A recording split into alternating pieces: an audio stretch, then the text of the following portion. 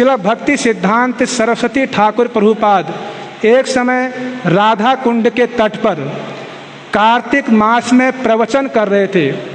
उपदेशामृत नामक ग्रंथ के ऊपर प्रवचन दे रहे हैं। वाचो वेगम मनस क्रोध वेगम, तो वाणी का वेग, मन का वेग, उदर का वेग, इन सब वेगों को कैसे हम सहन करें, इनको कैसे हम नियंत्रण करें, इस पर जो है शिला भक्ति सिद्धांत सरस्वती ठाकुर प्रभुपाद प्रवचन दे रहे हैं। कार्तिक मास में राधा रानी के महीने में, वो भी कहाँ पर, जो माधुर्य लीला की जो पराकाष्ठा जो स्थली है राधा कुंड का तट, वहाँ पर जो है उपदेशामृत नामक ग्रंथ पर प्रवचन दे रहे हैं।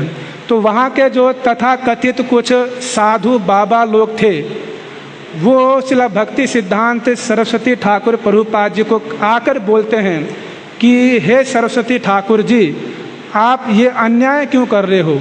ये तो राधा कुंड का तट है, ऊपर से कार्तिक का महीना है, आपको जो है यहाँ पर कुछ दिव्य लीलाएं, माधुर्य भाव, माधुर्य लीलाओं का वर्णन करना चाहिए।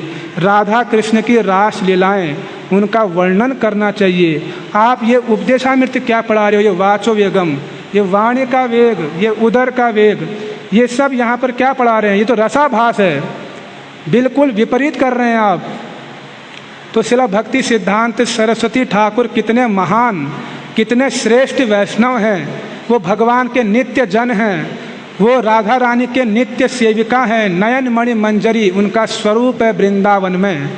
वो शिला भक्ति सिद्धांत सरस्वती ठाकुर प्रभुपाद जी कितने विनम्र, उन्होंने बड़ी विनम्रता से उनको कहा कि मेरा जितना अधिकार है, मेरा जितना स्तर है, मैं उसी के अनुसार प्रवचन कर रहा हूँ, कथा कर रहा हूँ, इसीलिए आप लोग मुझे क्षमा करिएगा। ऐसा कहकर जो है विनम्रता दिखा रहे हैं। जब वो साधु बाबा लोग चले गए, उसके बाद इनके शिष्यों ने पूछा कि गुरु महाराज, आपने ये क्या बोला? आप उनका खंडन क्यों नहीं किए? आप उनके सामने विनम्रता क्यों दिखाए? तब शिला भक्ति सिद्धांत सरस्वती ठाकुर बड़ी महत्वपूर्ण शिक्षा देते हैं। वो कहते हैं कि देखो, हम लोगों का अभी अधिकार नहीं है, यद्यपि उनका अधिकार है, तब भी जगत को शिक्षा देने के लिए वो ऐसा आचरण प्रस्तुत कर रहे हैं।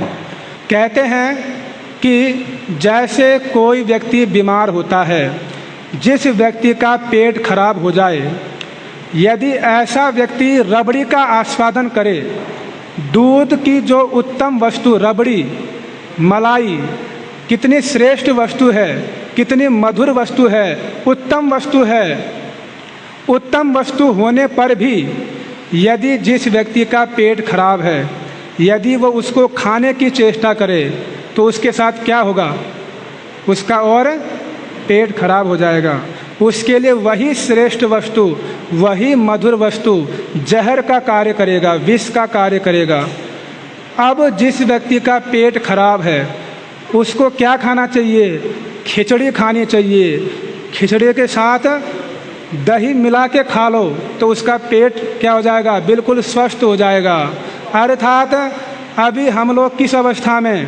बीमार की अवस्था में। अगर हम जो माधुर्य भाव है वो रबड़ी के समान मधुर श्रेष्ठ है, यदि इस अवस्था में अगर हम उसका आस्वादन करेंगे तो हमारा पतन हो जाएगा, पेट खराब हो जाएगा और हमारा अमंगल ही होगा, हमारा अधोगति ही होगी।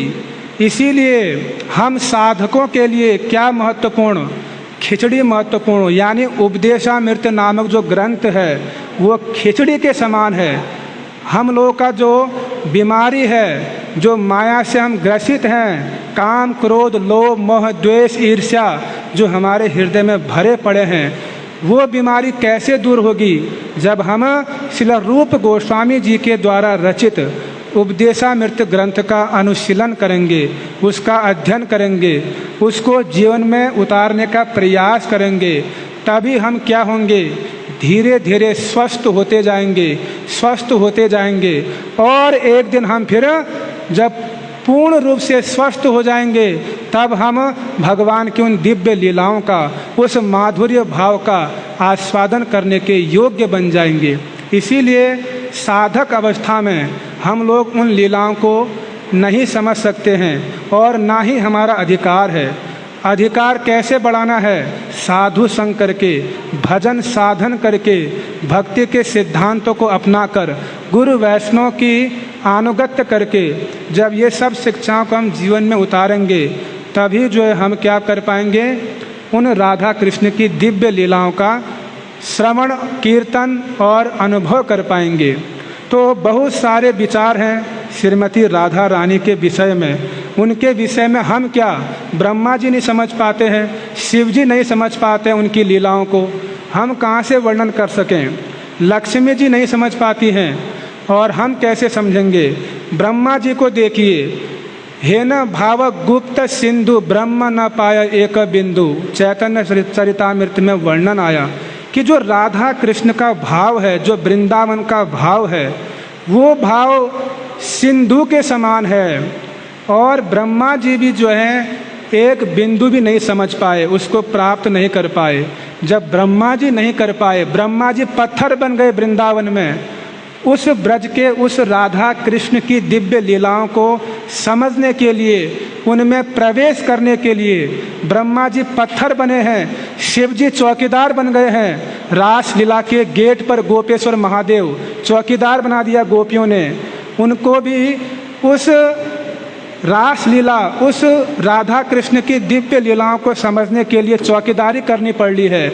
लक्ष्मी जी बेलवन में तपस्या कर रही है, उनको भी राधा कृष्ण की लीलाओं में प्रवेश नहीं मिल पा रहा है। तो जन सामान्य की बात तो छोड़ दो, ये जो बड़े बड़े महापुरुष हैं, जो नित्य सिद्ध पार्षद हैं भगवान के, उनको भी जो है उसमें प्रवेश नहीं। तो हम लोग को कहाँ से मिलेगा? लेकिन हम लोग को मिलेगा कैसे? श्री चैतन्य महाप्रभु की कृपा से। चैतन्य जो महाप्रभु हैं, उन्होंने इस धन को जगत को दे दिया। अब हम लोग अगर चैतन्य महाप्रभु के जो निज जन हैं, जो उनके अनुयायी हैं, यदि हम उनका ठीक ठीक रूप में अनुगत्य करेंगे, तो हमको भी जो है किसी न किसी जन्म में वो राधा कृष्ण की लीलाओं में प्रवेश करने का सौभाग्य प्राप्त होगा। लेकिन हमको अनुगत्य करना होगा, बिना अनुगत्य के नहीं होगा।